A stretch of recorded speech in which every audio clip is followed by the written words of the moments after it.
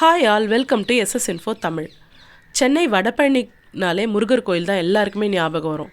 அந்த அளவுக்கு ரொம்ப அழகான கோயில், ரொம்ப பவர்ஃபுல் கோயில் இது. ரொம்ப சூப்பராகவும் இருக்கும். உள்ள சாமி மூலவர் அவ்வளோ அழகாக இருப்பார். இந்த கோயில் இங்கே அமைய காரணமாக இருந்தவங்க 3 சித்தர்கள். அந்த கோயில் பார்த்திங்கன்னா பேக் என்ட்ரன்ஸ் வழியாக அவங்களுக்குன்னு தனி கோயில் அமைச்சிருக்காங்க.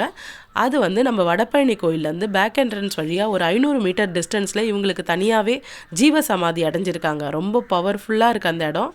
இவங்க 3 சாமியார்கள். அவங்க பேர் அண்ணாமலை, ரத்னா சபாபதி, பாக்கியநாத சுவாமிகள். இவங்க தான் இந்த கோயிலை இங்கே நிர்வகிக்க காரணமானவங்க. கண்டிப்பாக இந்த சித்தர் சமாதிக்கும் வடபழனிக்கு முருகர் கோயிலுக்கு வரவங்க இந்த ஜீவ சமாதிக்கும் போயிட்டு வாங்க.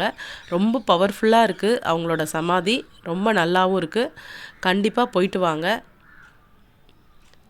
வடபழனி முருகர் கோயிலில் பார்த்திங்கன்னா ஃபுல்லாக இந்த பெயிண்டிங்ஸ் தான். அவ்வளோ அழகு, ஒன்றும் அவ்வளோ கண்ணை பறிக்கிற மாதிரி அழகாக இருந்தது.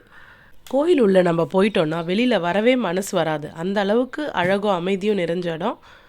இந்த ஜீவசமாதி, அவங்களோட ஜீவசமாதியில் பார்த்திங்கன்னா குரு பூஜைலாம் பண்ணுறாங்க. குரு பூஜைலாம் ரொம்ப விசேஷமாக பண்ணுறாங்க. நாங்கள் வந்த நேரத்தில் எங்களுக்கு இந்த தங்க தேரும் பார்த்தோம். அவ்வளோ அழகு அந்த தங்கத்தேர். முத்து அங்கியில் பவனி வந்திருந்தார் Murugar.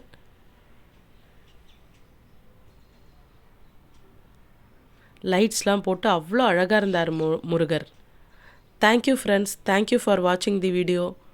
Please support and share the video. Thank you all.